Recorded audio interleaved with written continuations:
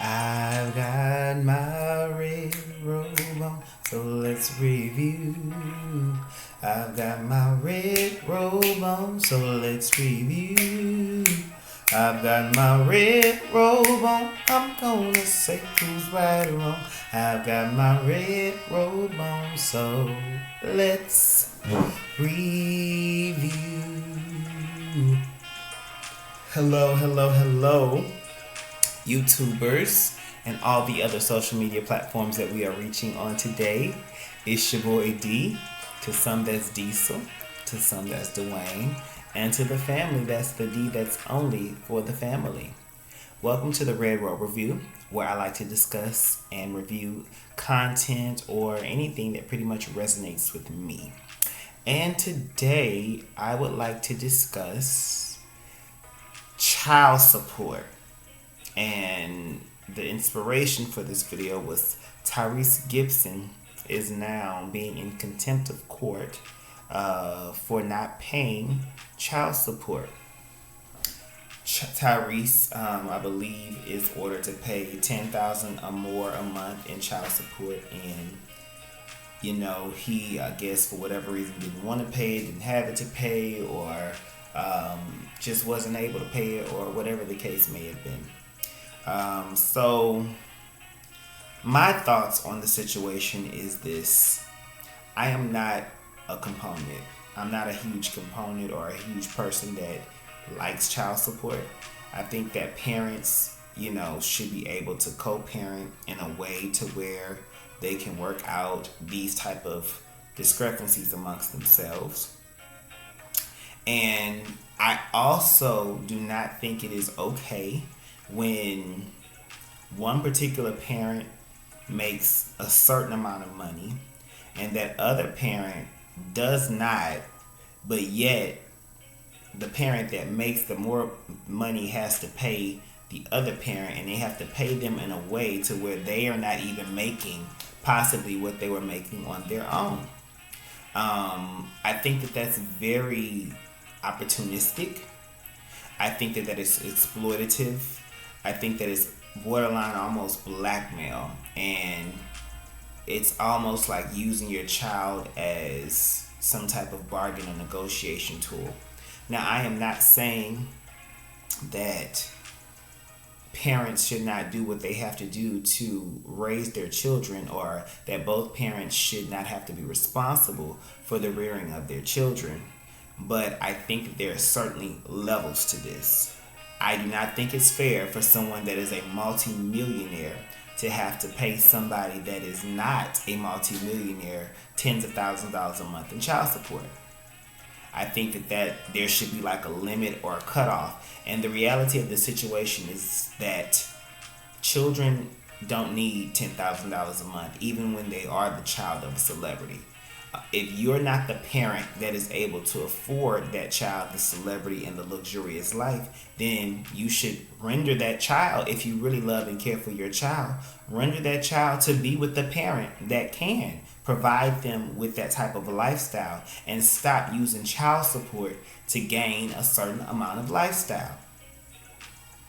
I understand that there are laws, and I understand that this is like a legal formula that has been accumulative over time, but everything that is legal is not right, and everything that is legal is not absolutely correct or fair.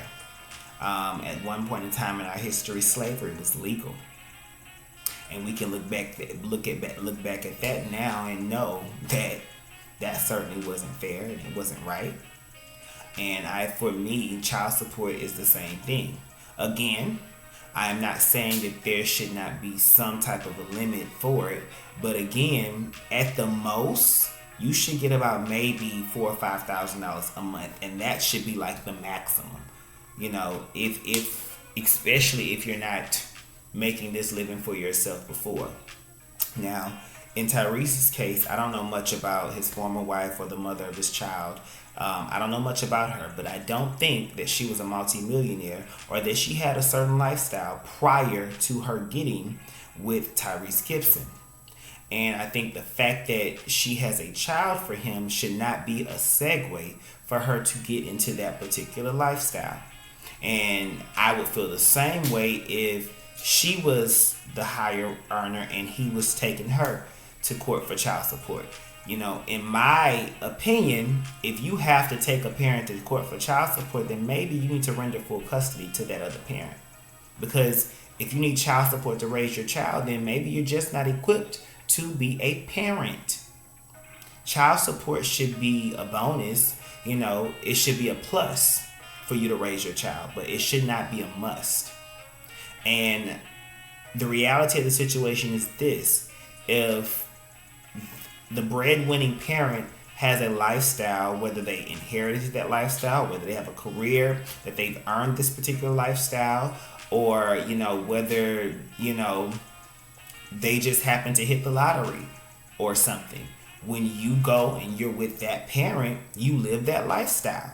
When you're with your parent that doesn't have that lifestyle, you just don't live that lifestyle. I don't see what the problem is. That one of your parents is mediocre and the other is above average as far as earning is concerned. Now, I guarantee you this, that mediocre parents will probably teach you, very good values, probably spends a lot of loving time with you, probably nurtures you, probably does a lot of the things that maybe the high earning parent is not able to do. But again, you don't get to not be with someone and get this much of a come up off of them. And I know that if people are saying, well, if this person is worth millions and billions of dollars or whatever, that's not that much money. Yes, it is. It is that much money because it's more than what the child actually needs. The child does not have to go to private school. The child does not have to live the lifestyle that their parent has earned for themselves. There are literally married couples who live very affluently, but yet their children don't live that way because they want, for all means and purposes, want to teach their children not to be too spoiled, not to be too entitled. So what is the difference once the couple is separated? I remember Ivana Trump, the original, the first wife for Donald Trump. I remember when she was saying that she would fly first class and her kids didn't. And to me, that's a prime example of this. She said she flew first class because she could afford it. Her children could not afford to fly first class. So why would they be flying first class? And in this particular situation, it seems like if one parent can fly first class on their own merits and that other parent cannot fly first class on their own merits, just because you have a child with somebody doesn't automatically upgrade you up to first class. You're not a first class citizen. And I think that this is one of the reasons why high earning people have to be very careful about when they're having children and the terms and the conditions. Again, I don't think that prenups include child support or anything of that. But again, you can have parental agreements. You can have custodial agreements. You can have certain way there. I'm sure if you speak to a good attorney, there is some type of contract, some type of NDA, some type of something that you can have in place so that if you have a child with someone who is not as high earning as you, that it's not a major financial deficit for you in any capacity. I think that in a perfect world, the high earning person should just kind of bite the bullet and pay for it. But we don't live in a perfect world. And I can understand how being in a relationship with somebody does not necessarily warrant them to the lifestyle that I have. If I am the high earning parent, again, give me full custody of my child. We don't need you to be involved. I mean, you can come babysit on the weekends or something like that, or you can do that, but I'm not going to pay you to babysit your child. I just, I don't know how in this world of legalities, how this has gotten to the point and why there is not a cap on child support. There should definitely be a cap on child support. There should definitely be a cap on spousal support, regardless of a person's gender. If your mother is extraordinary and she has maintained an extraordinary living for herself, your father, who is ordinary, should not have the right to live off of your mother's extraordinary life just because they had children together, just because they were married. Like, that is the most far-fetched thing that I just have ever really processed as an adult. That is enough to make a person kind of just be rebellious and not pay. And like what Tyrese did. I again, he just had a movie come out, so I'm assuming he has some type of income. And because of court calculations, I'm also going to assume that this was based upon how much he earned. So him having the money to pay, I don't necessarily think that that's the problem. I think it's more so the principle of the matter. You know, again, why do you have to get this much of my money? Especially when my child possibly doesn't even utilize all of this. You know, I think that, again, as people moving forward in life, especially high-earning people, you have to have your business together and you have to have things in place. It is almost 100. If you're paying $10K a month, that's what, $120,000 a year. It is $120,000 a year. Let me just do the math real quick. Hold on just a moment, because I really want to get to the bottom of this. 120 times 18. Wow, that's over $2 million in child support for this child's lifetime. When the reality of the situation is, you can go get a surrogate for $200,000 and possibly hire a nanny for a lot less a year if you want to have children. And the same with women. You can go get a donor, I'm sure, for less, because you still would have to carry your child. But you can go get a donor and hire a nanny. It just doesn't make sense. And I applaud all of the parents out there, mothers and fathers and mothers, who did what was in the best interest to keep the peace and wrote those big checks for their children and figured it out and worked it out. I applaud you. But I still don't think it's necessary, and I still don't think it's fair.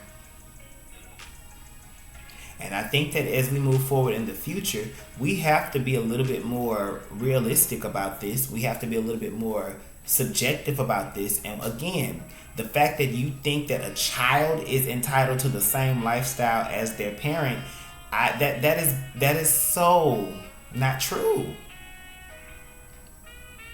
That's just not true. Children have to earn things. Children have to work for things. Now, children should definitely have their basics. Children should have a safe home to live, a good education, reliable food, security, things of that sort. But that doesn't take $10,000 a month in any state in the United States. And miss me with the private school and this and that, because your child don't have to go to private school. No, if you yourself are not very famous, nobody else has to even know your child has a parent that's famous or that has a parent that's high earning. So that's, again, a burden or an excuse that's kind of used. But I think that if we do not do something about this, again, high earning men and women are simply just not going to they're not going to want to reproduce, and they're certainly not going to be able to reproduce with someone that's not in their bracket. But the way the math is set up, it's almost cheaper. If not, I'm not going to say almost, because looking at these numbers, it is literally cheaper to get a surrogate or to get a donor and to have you a nanny or a nanny for 18 years than it is in certain cases of child support. And not to mention if someone got spousal support of alimony, which I just think that needs to just completely be reformed. I don't want to say done away with, but reformed. But that's all I have for you all on the Red Robe Review this day. Thank you so much for tuning in. Until next time, Red Robe Review.